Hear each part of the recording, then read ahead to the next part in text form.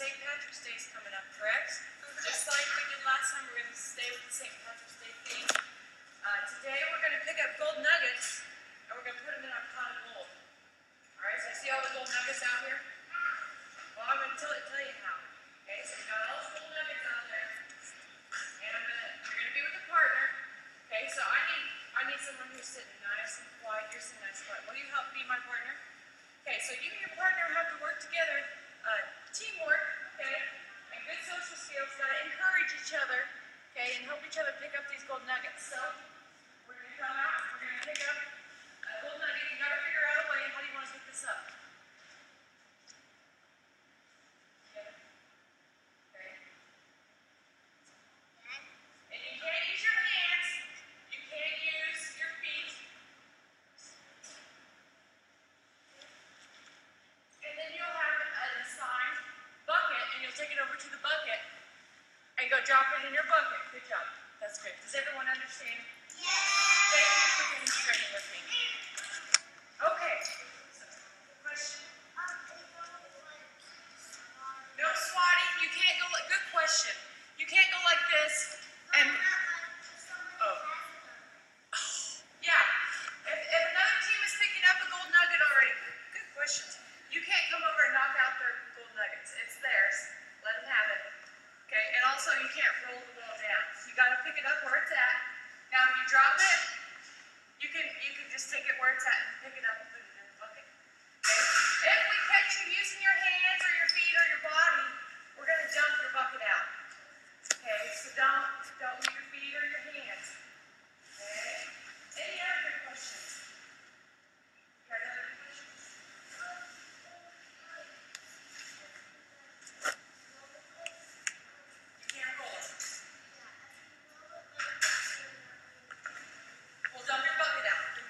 Okay, everyone stand up. I'm going to get your partners.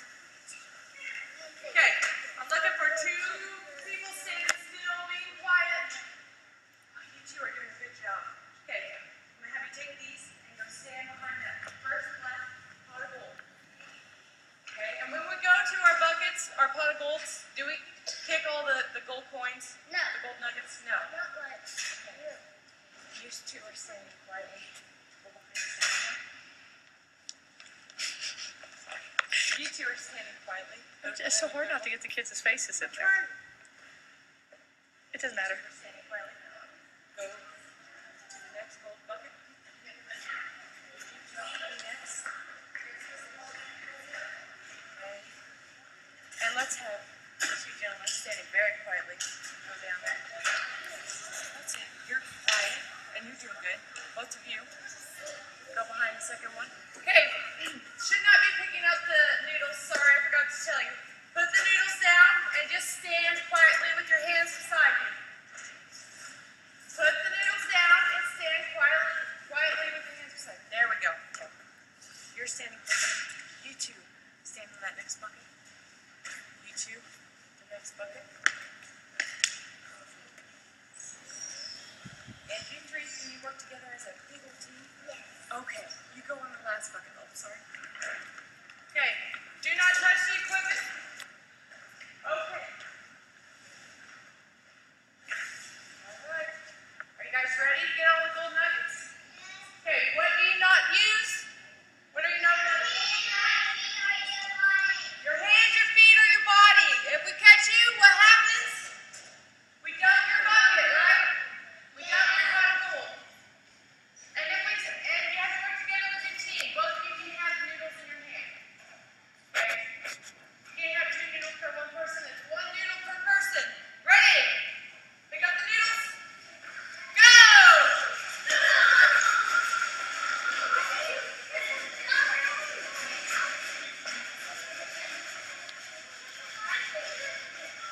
There you go. Don't use your hands. Pick it up. Okay, work together with your partner.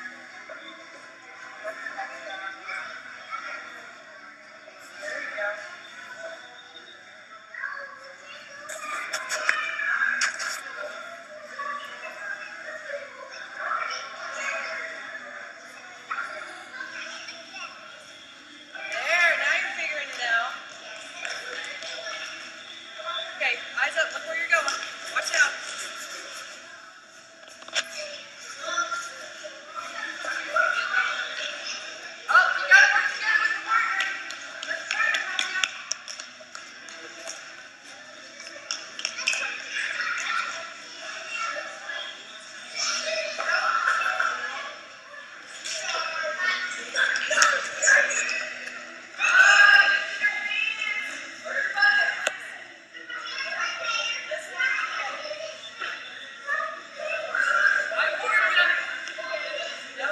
No hands.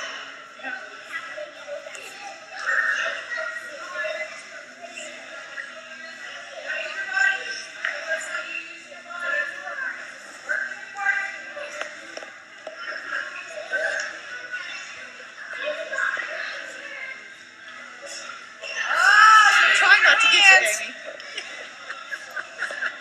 Which one's your bucket, boys?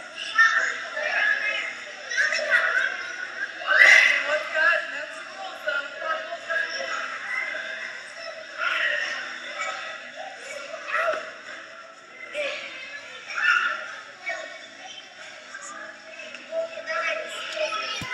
Nice.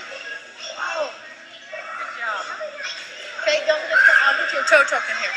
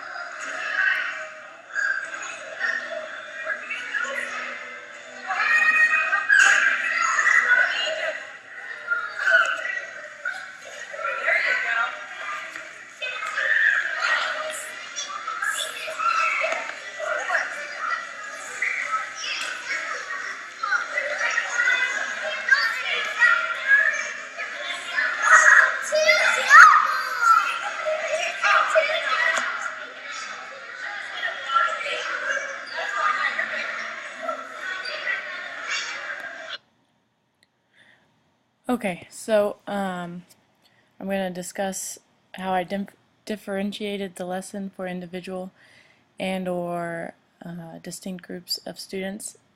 There is an individual there that is partially deaf, so you'll see I have a microphone on, and I'd been there for about 2 weeks when I did this video, so knowing the names I really struggled with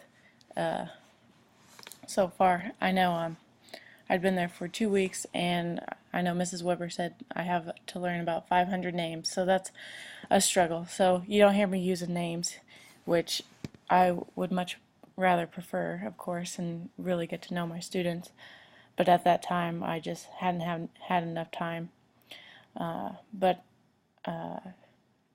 anyway, so for the kid that's partially deaf, his name's Camden, and I just wear the microphone, and I know Mrs. Weber says sometimes he uses that as a crutch, that he can't hear you, but he can hear you loud and clear with the microphone on. The lesson plan I had done before. This was my second kindergarten class, and I had already changed it up a bit.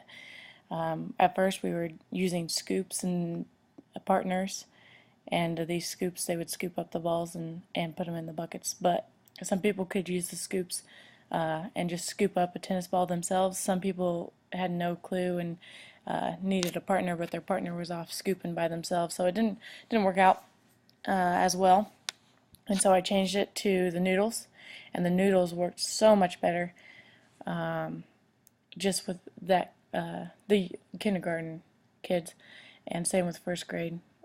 We don't do the same thing second through fifth grade, so K through 1.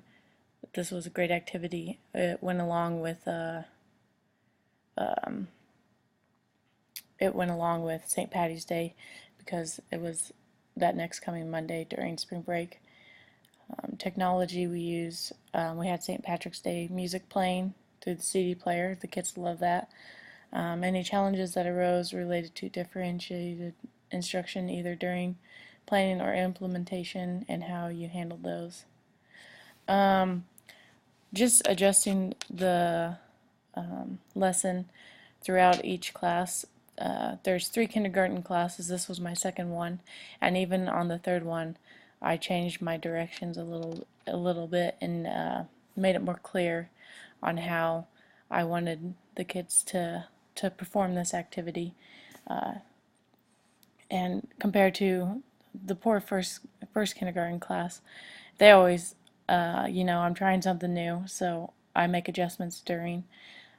By the time the third kindergarten class comes, I have gotten that down a lot better and made my adjustments, such as bringing out the noodles, placing rules in that I needed to put in place so it goes more smoothly. As you can see, they use the gym as the kitchen too. They eat there in the cafeteria, and so there's tables up against the wall, and I have to put mats down so the balls don't roll under the table.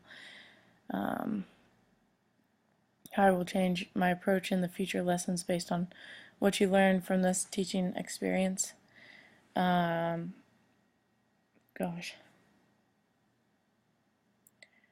I think for myself personally, I want to get to know each of the kids, and I know it's a lot of names in a short amount of time, but that's important. And getting to know the kids. Last time I did junior high, now I'm doing elementary kids, and it's just opposite worlds, and really had to adjust to be creative and be positive. Proximity works a lot with these kids. If you go stand by someone who might act up, or like I like how you're standing quietly. I wish I could use their names, but in the future, hopefully I'll get to know them and be able to use their names and say, Johnny, you're standing so quietly, very good. And a lot of times when they line up, I'll say that. And then the other kids will want that feedback from me, and so they'll be quiet, and then I can say their name, and then that's what Mrs. Weber has taught me to use to get classroom management underway instead of yelling at a kid to be quiet. Pick someone that is doing what you want and use them as an example, and I'm learning a lot from that. So hopefully the future lesson I do, I'll have everything down by then. And just giving a detailed positive feedback to the kids so they know what they're doing right, or what they need to change. And overall, it's been fun, and I am enjoying the elementary kids. Thanks.